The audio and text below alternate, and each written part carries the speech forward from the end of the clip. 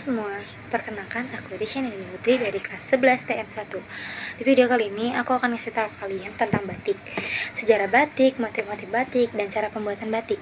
Nah, batik itu tersendiri punya hari besarnya loh, yaitu tanggal 22 Oktober di setiap tahunnya. Nah, kalian tahu nggak sih batik itu warisan luhur apa dan sejak kapan adanya, dan kenapa batik itu sangat populer?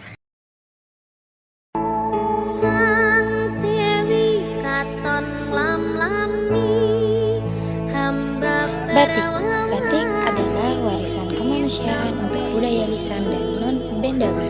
Batik ini termasuk warisan dari Indonesia yang sudah didaftarkan di UNESCO dan diakui.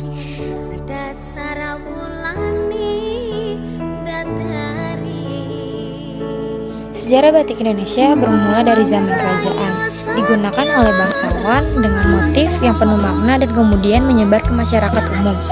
Kata batik berasal dari bahasa Jawa, yaitu ambah atau menulis, dan tik atau titik, merajuk pada teknik menggambar pola dengan teknik lilin menggunakan canting. Seiring waktu, batik berkembang dengan motif dan teknik baru dan terkenal di internasional. Motif-motif batik yang ada di Indonesia. Yang pertama itu ada motif batik Megamendung, melambangkan kekuatan, keberanian, serta keselamatan dari bencana alam. Yang kedua ada motif batik Kaum atau melambangkan kekuasaan, kesucian, serta keseimbangan. Motif batik ini sering diidentifikasikan dengan keadilan dan kebijaksanaan. Yang ketiga ada model batik Teruntum atau motif batik ini melambangkan cinta dan kesetiaan, sering digunakan dalam pakaian pengantin. Yang keempat ada motif batik Nitik.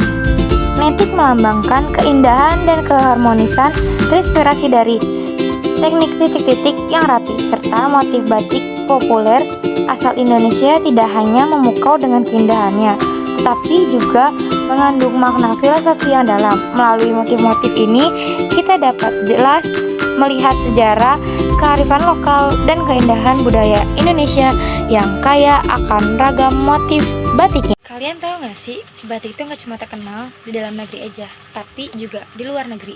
Dah, kenapa batik itu bisa terkenal itu? Karena batik memiliki motif yang indah dan memiliki makna tertentu. Dan batik juga diperkenalkan kepada luar negeri pada abad ke-19 oleh pedagang-pedagang Belanda melalui pusat batik di Jawa dan Solo, Batavia, dan juga Yogyakarta.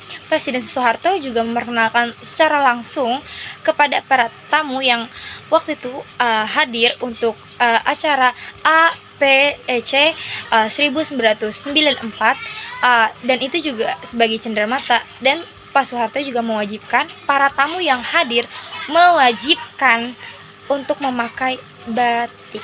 Jadi kita sebagai warisan luhur bangsa Indonesia pada zaman dahulu, kita harus bangga terhadap batik dan jangan malu kalau batik itu ini mah cuma jadi warisan luhur biasa, jelek atau gimana.